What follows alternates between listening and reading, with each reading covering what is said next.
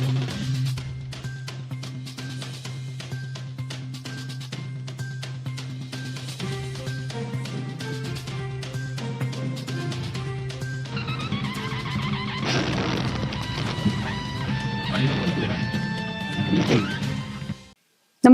आपण पाहता हिरकणी न्यूज.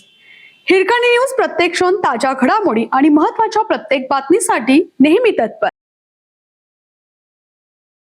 शक्तीपीठ महामार्ग अत्यंत आवश्यक. भूसंपादनाची अधिसूचना जारी.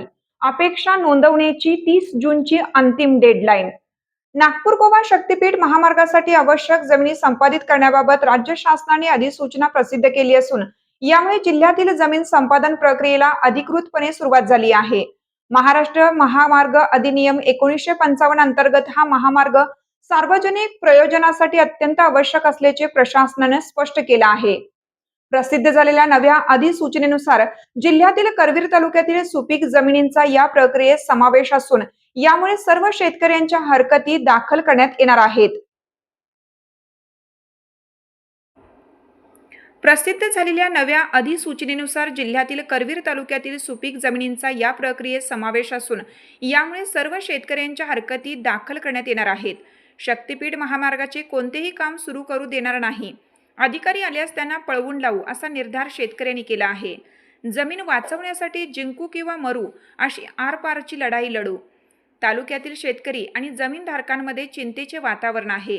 ज्या जमीनधारकांच्या हरकती यापूर्वी विचारात घेतलेल्या नाहीत किंवा ज्यांची अद्याप सुनावणी झालेली नाही अशा सर्व बाधित व्यक्तींना अधिसूचना प्रसिद्ध झाल्यापासून 30 जूनपर्यंत 21 दिवसांच्या आत आपले लेखी आक्षेप नोंदवण्याची अंतिम संधी आहे. या संबंधित हरकती व सूचना भूमी संपादन अधिकारी तथा उपविभागीय अधिकारी करवीर उपविभाग यांच्याकडे कारणांसह लेखी स्वरूपात सादर करावे लागणार आहेत. महामार्गासाठी करवीर तालुक्यातील तब्बल 943 एकर क्षेत्र संपादित करण्याचा प्रस्ताव शासनाने जाहीर केला आहे.